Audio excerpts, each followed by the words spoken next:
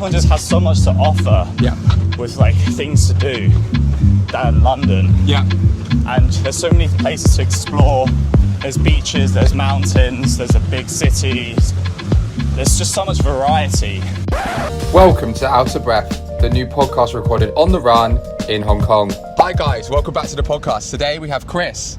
Hello. Hello there, Chris. Hello there. He is a fellow newbie into Hong Kong. He recently moved here 9 months ago. Yeah, 9 months ago. Perfect. And he actually left his standard 9-to-5 job to come here as a full-time content creator. You've done so much within Hong Kong, with one of the highlights being the Tokyo Marathon. Yes. Was it a 3:24? 3:24, yes. Yes. So we're really excited to have him on. And Chris, are you ready to be out of breath? I'm ready. Let's go. Perfect.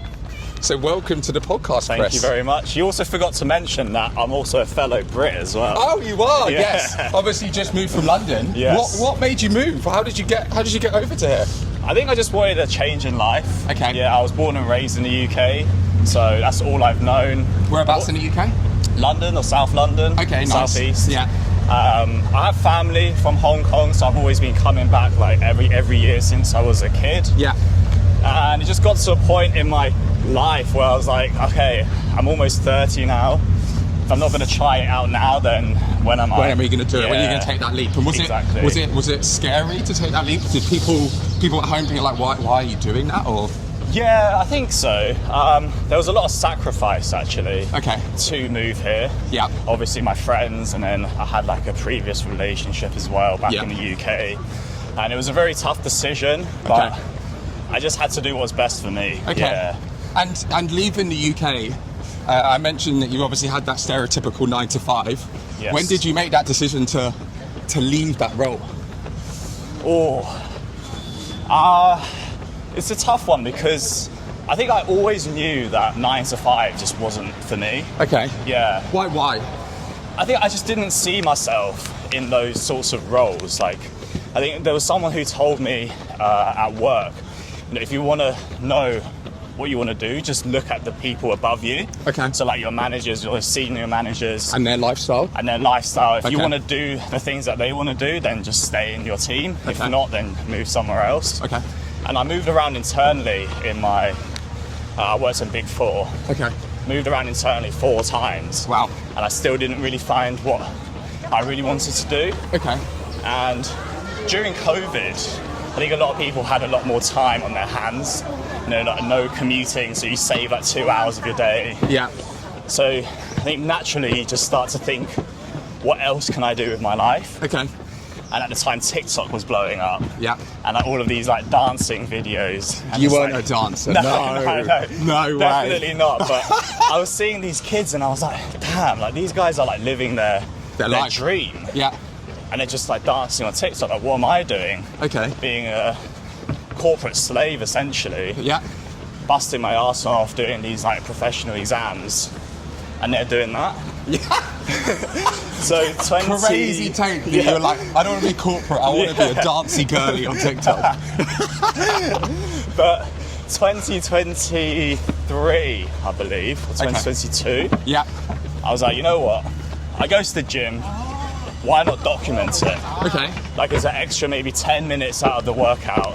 To Just stick a camera there, Yeah. film my workouts and just document my journey, really. And how was that? Because a lot of people will struggle with doing that, in the sense of putting a camera in front, knowing your angles, to Yes. being embarrassed of what people are going to say and think. Yeah. That first initial couple of strides, how was that for you? It was very, very tough. Really? Yeah. I mean, I actually wanted to become a YouTuber when I was at university, when I was like 19. Okay. I grew up watching like Christian Guzman, Yep. Steve Cook, Okay. like Matt Ogus, like Jeff Sy, like all of those guys that inspired me to get into the gym. Yeah. And are they purely bodybuilders, or are they? They're bodybuilders, like men's physique people. Okay. Back in the day, when bodybuilding was such a huge thing. Yeah. And I remember at uni when I started bulking up, because I weighed around 60 kilos at 19 years old. Wow. Yeah, I was super skinny. I was super skinny. Okay. And I was like, right, I need to pack on some muscle. Yeah. And I thought about starting YouTube. I recorded myself on my MacBook. Okay. Listened to it back. I was like, I hate my voice. Yeah. I was like, okay, that's it. But then when I was 25, I was like, right, You're just gonna do it. Let's just do it. Yeah. So, and how consistent were you with that? Was it you had to every gym session? And I'm guessing you go to the gym at least 5 times a week at that stage. yeah, Every session you're doing that? pretty much. Yeah, like every Okay. time I was there, I'll stick a tripod up. Okay. And it was definitely really a bit embarrassing, to be honest. Yeah. Because not many people were doing it at the time. Now everyone is just Yeah, a everyone content wants to- creator, right? So Yeah. now it's pretty Universal. easy, yeah. Okay. But back then it was just a lot of just like, you know, how bad do you want it? Okay. Like, is that embarrassment worth that, you know, what could be to come? Yeah, but did you also, obviously everyone can put a tripod up, right, and put their cameras down. Was there an element of, okay, I need to do this, but I also potentially need to get into shape as well? Like if you're 60 kg at 19 to what now, you're floating around the 70, 72 actually. Yeah, 70s Yeah. to high 70s when you actually went into your Yes. bulking era. Yeah. Was there an element of, okay, I can film this, but there needs to be proof that I can do this as well at the same time? Yeah, definitely. I mean, when I was at uni, when I was 60 kg, I did bulk up to 72. Okay. So at 25, I was still like 72, 73. Yeah. So I had a bit of muscle on me. So it was more just how much bigger can I get? Yeah. Okay. Yeah. But at the time, I think bodybuilding was such a big thing. It's not like now where it's more on hybrid training or like running. So back then it was like the bigger the better. Yeah. So it's definitely quite tough Okay. seeing those sorts of physiques Yeah. where everyone's just like completely shredded, Yeah. so much muscle mass, potentially using gear as well, Okay. and you kind of We're look not, at yourself. we're not talking equipment. Yeah, we're not talking about equipment. We're talking about the pins. The hard stuff. Yeah, Yes. yeah. The stuff you only get in the toilet. Yes. But yeah, there's a lot of comparison as well. Okay. Back then. Okay. So you took the leap. You started at 25. Yeah. 2022, and then what? How did it take off? Yeah, I just I think when I tell people like when they want to start content creation and they come to me, Yeah. I say maybe just have a look at some accounts that inspire you, Yeah. and just emulate them a little bit. Okay. You know, find the aesthetic that you like, find the style of content that you enjoy making, Yeah. and then just keep making it. So back And then, how would you? Let's say for anyone that is starting new, but they want to be a trailblazer, they want to do something completely different, right? yeah, How would you advise that? Because what you're saying there is obviously like a cookie cutter of, okay, someone's done this, I want that type of theme, I want to do this, but let's say no one's ever done it before. yeah. Do you just take that leap, or how would you advise someone? I think it depends what your goal is on Okay. social media. My goal was to maximize engagement Okay. and views. So I was just looking at what was working well and Yeah. then just making content through that. Okay. If you want something completely new, then because it's never been done before, it's going to take a while for it to.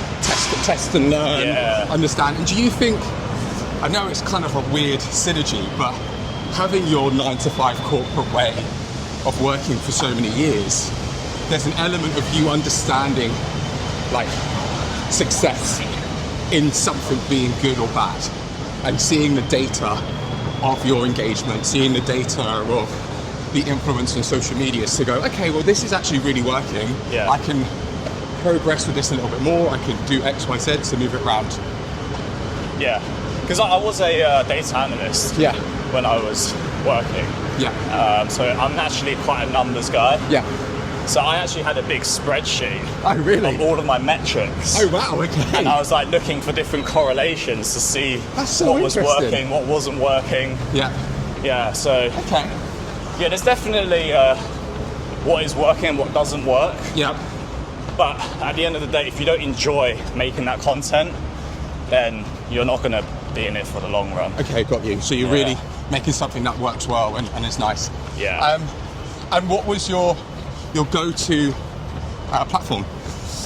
Back then it was Instagram. Okay. Yeah, but now I've actually got a bigger audience on YouTube. Okay. And I actually much prefer making YouTube videos. What's the main difference? The main difference is it's not as brain rot as Okay. Instagram. I think the content now on Instagram is so like dopamine. Like Yeah. you have to catch people's attention within the first second. Yeah. And Engagement's like 12 seconds. yeah, or... engagement's like 12 seconds. It's really hard to get into a story or like tell a story through like visuals, because like that's the thing that got me quite a big following on IG. Is Yeah. nice visuals.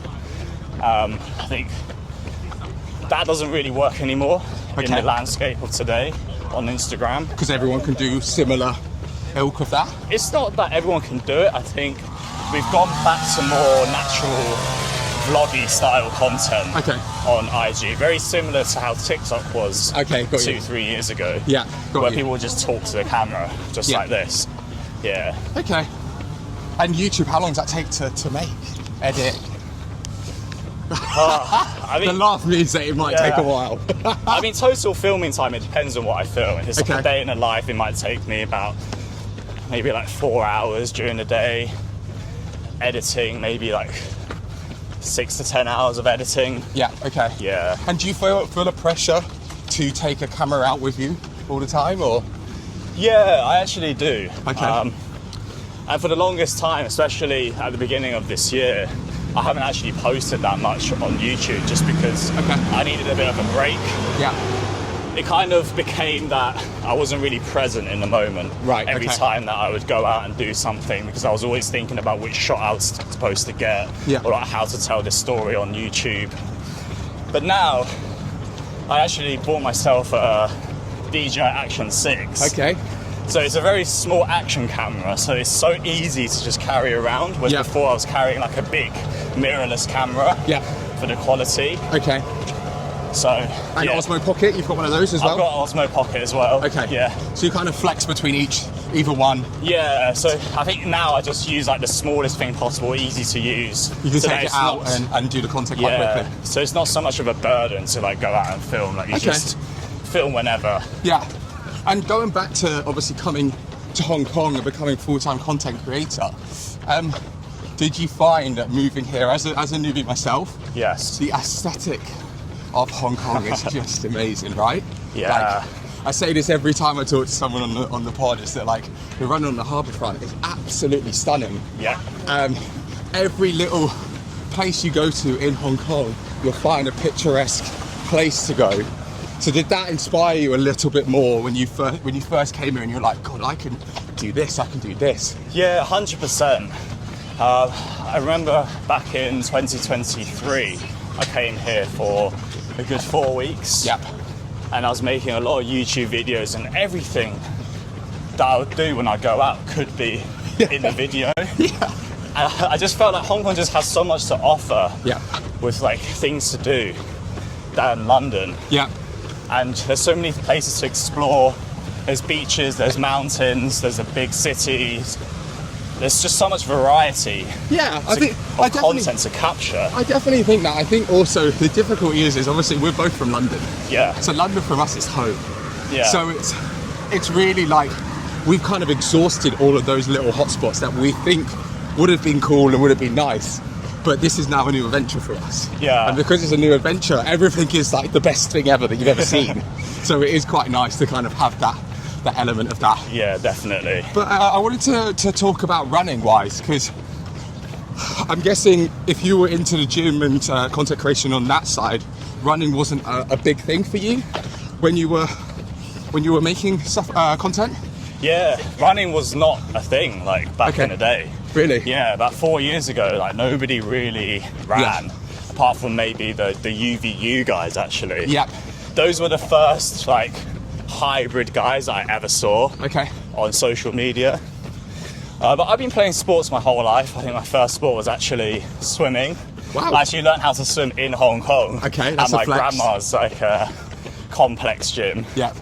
And then I played hockey Okay. Yeah, at school, field hockey, not Football? ice hockey. Yeah. Football, no. That's why I played hockey. 'Cause you can't Really? use your feet. Yeah. Oh, yeah. I literally can't like control my feet. Yeah. I really want to insert a clip of you doing a keepy up. Let's try it. But okay, But yeah, so hockey, and then I think when I was at uni, I mentioned I started bulking on some muscle. okay. But I was obviously still running around like from all of these sports. Yeah. But I never ran just to run. Okay. Yeah. And did you find enjoyment when you did first? Because when did you take the leap, would you say? I started running back in November 2024. Oh, okay, so you're a newbie runner. Yeah, I'm quite new. Wow, okay. Yeah. And in that time, whoa, hold on a second. So we're talking 2 years you've been running, and how many marathons have you done? I've done 3. Yeah. Okay, and one of them being one of the best marathons in the world. Yeah, so I actually did. So I did London Marathon as my first one. Oh, okay, yeah. Just really jump last into it straight year. away. Yeah. So like, short story, how I got into running was my friends just signed me up to do the London Marathon, Okay. and I got the spot, and I was like, Oh, well, I can't not do it because Yeah. it's such a privilege to have this opportunity. Yeah. So I'm gonna have to train for it properly. So okay. yeah, got the runner app, which, shameless plug, I'm now a runner ambassador. There we go. So you can use the code Chris Tang for 2 weeks free trial. We'll take any plug. But that's the short story. The long story is I actually was into sprinting. Okay. Yeah, so when I started my IG, I was actually big into sprinting, and 6 months into my training, I tore my Achilles. Ooh, okay. Yeah, so I had a partial tear in my right Achilles. Wow. That took me out from, I think, April until December Okay. of 2023. Or 2023? Yeah, 2023. So, That's tough. That's a real tough injury. yeah, so I definitely tried to get back into sprinting, but, like, people say they're fast, like, you haven't seen sprinter fast. Yeah. Like the ones that I've got a friend, track night. He's called Ed, and he's an absolute beast at running. There he is. But yeah, and then I just thought, is it worth getting back into sprinting? Okay. Maybe like risking another injury. injury. Yeah. And in 2023, at the beginning of the year, actually, I'm getting my years wrong. I mean, this is 2022. This happened. 2023, beginning of the year, I met my friend Mo in the UK. Some of you might know him from the running channel. Okay. But we met on an Under Armour shoot, Nice. and he happened to have a run club literally opposite where I used to live back in London, Okay, whereabouts is that? Stratford. Okay, Yeah. nice. So I just thought, one day, let me just go down, meet some friends. Yeah. And I kind of enjoyed it, but for like the next year or 2 years, I couldn't get myself to run more than the 5k Yeah. on the Sundays. Because you just didn't Because enjoy it? I or- didn't enjoy it. Okay. And I thought maybe the whole running thing would make me lose a lot of muscle mass. Yeah, okay. Yeah. But I think gradually you just get sucked into the running community, and then Yeah. you just And was that might as a- well just do a marathon then. I've done 5k, I might as well just carry on Yeah, might as well for carry another on. 2.5 hours. No, did you find when you were in London and joining that run club, there was a big difference between London and Hong Kong within those clubs? I think so. I mean, Yeah. London has been having running clubs for the Years. last maybe 5 years, I'd say. Yeah, I think run clubs in Hong Kong are still relatively new. yeah, I think maybe even 2 years ago there was only a couple around. Yeah. And then nowadays there's just one popping off every other week or every Yeah. month, which is a good thing.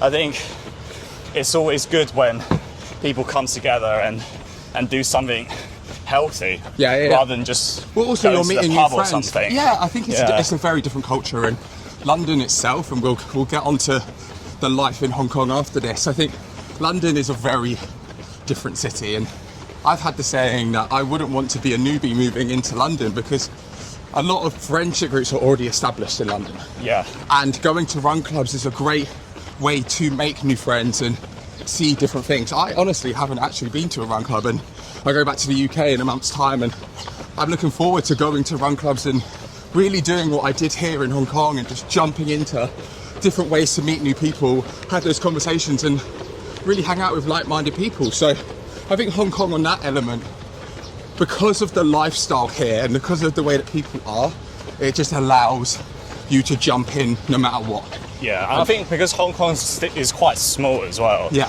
There's only a small number of people and an even smaller number of English-speaking people. Yes, yes. So it makes the community like quite tight-knit, and everyone's quite open to just meeting new people and just Enjoying it. yeah, enjoying it. And how has life been, outside of sport-wise, how has life been in Hong Kong? It's been great. Like, I feel like we need to mention our special life memory that we have. oh yes, yes, met my new girlfriend. Yeah. Yeah. He sent me a really cute message. I was asking him about highlights and he went, one of my highlights is meeting my girlfriend. Yes, And I definitely. was like, oh, I love that. That was a real heart moment there. Yeah, it's her and definitely like all the people that I'm hanging out with. Yeah. Like everyone's just so nice in Hong Kong. Yeah. And you've worked well as well. You've gone into videography as well. Yeah, I got into videography because, you know, I said I came here to try and be a full-time content creator, but I think Hong Kong still is right at the beginning of like influencer marketing. Okay. So like money isn't really there at the moment compared to the UK or even the US. The US is huge with influencer marketing. Okay. So yeah, just got into videography, so you know, as a little bit more cash, which is great. You must meet so many different types of people, or diverse clientele that your company works with. Yeah, so we work with F&B, like wellness things. Okay. Maybe like hotels. And has that helped you with your own content creation? I would say it's actually made it worse because I'm doing so much filming and editing for clients that you're it's now really, critiquing. Yeah, it's kind of like hard for me to pick up the camera again, like after doing it. It's almost like you go to your 9 to 5 and then you do it again. Yeah, when you get home and you kind Yeah. of, because that editing process, I think we touched on it before, but do you have any like quick wins for anyone starting out? Because even for myself, now starting this podcast and editing, I just bought an iPad and I actually edit everything on an iPad. Yeah. For ease, I've got a 9 to 5 and I can't sit for hours doing that because it takes too much time. So is there any quick wins that you found that helps with that? It's hard because I think it only gets quicker with practice. Okay. Yeah. Okay. I don't think there's too many quick wins. I think the best thing that you can do, which is what you've done, say today, is, you know, you've had that structure of the podcast, so you know exactly what you need, like intro, B-roll, and then you've got this, which is just one take. Yeah. So it makes it a lot easier when it comes to the editing process if you've already got that storyboard in your head. Yeah, but if you don't? If you don't, then you're sitting there trying to find the story or like piece things together afterwards. Yeah. So, yeah, I think just make sure you're prepared at the beginning. Okay. And then you'll be fine. And then practice. Yeah. Which makes sense. So we have a tradition where we do quick fire questions. Okay. And these can be from things that concern Hong Kong and things that are running related. Okay. So I'm going to ask you them and then you just fire back. Maybe give a little bit of an explanation of why. Right. So first one is, are you a taxi or MTR guy? Oh. I mean, obviously a taxi guy, but only if I've got the money. Yeah. So MTR it is. But the MTR, so compare it to the London Underground. What's your thoughts? I was very lucky living in Stratford because the Elizabeth line was just built. Lizzie just got so dropped. That was like luxury. Yeah. So that is from the MTR company. Yeah. Ed just said the MTR is built Lizzie line, so there you go. Okay. But no, MTR is fine. It's just it gets just so busy that I think with the taxis as well, them introducing the octopus payment. Oh yeah, that's a saviour. That's a lifesaver. It's a saviour. Yeah. Okay. Coffee before or after running? Coffee before, after? Definitely after. Okay. Yeah. Go-to spot? I'm gonna be really basic and just say fine print. Yeah, I knew it. We knew he was a white girl. We knew it. The coffee is just right. No, though. it Like, is. Some coffees are like super strong and make you feel like you're going to have a heart attack. Yeah, no, sometimes. it is really. I mean, for me, Arabica. Yeah. I call it Arabica. Arabica. For the English speakers. Okay, trails or road running? Road running all the way. Did you get into trails when you were here? I think I did it one time. I did it. It was like a Satisfy run. Yeah. Like last year, and it was pouring down with rain. Never again for me. Really? Yeah. I quite like to. I like to go fast. Okay. Yeah. I mean, I guess coming from sprinting, it's Yeah. like you know how fast you can go. Yeah, You yeah. just want to see how fast you can get on just the flats. Okay. So I think until I achieve like what I want to achieve with road running, then maybe I may get into trails just for fun. Okay. Yeah. Just thought of a new question just for you. Favorite app to track your running? Well, it has to be Runner, right? Go Chris Tang. There we go. Get it plugged in. And with that, what else, accessories-wise or apparel-wise, what's your go-to brand? Go-to brand? I know you've been plugged a couple times with the Lululemon. Yeah, no, Lululemon's definitely up there. Yeah. But you know what I would say is my favourite half tights, because I always run in half tights. I mean, Yeah, not of today course. because we're going hiking We afterwards. did think it was sus at first, but we're okay now. But my favourite tights are actually from Taobao. Okay. Yeah. Okay. And think what they're like for 60 anyone that Hong Kong doesn't dollars. know Taobao, UK-wise? It's basically a Alibaba, Okay. but faster. Okay. Yeah, and you don't have to do like minimum order quantity. It's like Amazon Alibaba. Yeah, it's the Yeah. Chinese Amazon. Yeah, You basically. get anything from there. I just ordered a plant pot from there. Yeah, Within but like a like couple of way days return. cheaper. Yeah. It's Yeah. so good. So good. Okay. And for your last breath, what is your Hong Kong hot take? Oh, you know what? Coming from London, people walk so slowly in Hong Kong. Like I thought because like Hong Kong is such a busy and like they're all hustling. They walk bloody slow. Yeah, they for do. people who have got like no time. I think it's also that we've got London have a London walk. Londoners have a London pace, a London walk. Yeah. And I do feel it sometimes. I'm like it's like a race. Yeah. And I feel like Lewis Hamilton when I pass someone, I'm down the edge, boom, Literally. and we're gone. But it Yeah. is true, and you do get stuck, especially if it's like a 3 or a 4, Yeah. like in a line. Oh my god, it's so hard. Awful. And it's like I keep telling people this. Like I don't think I've walked in a straight line for more than 100 meters in Hong Kong. So like every time I go to Shenzhen, I'm like, Well- I can stretch my arms out. Yeah. I can like run There's around. pavement. I Yeah. enjoy this view. Yeah. Speaking of Arabica, Oh, yeah, we've just arrived. we are just here. So thank you so much, Chris. No, thank for you the for having me podcast. on.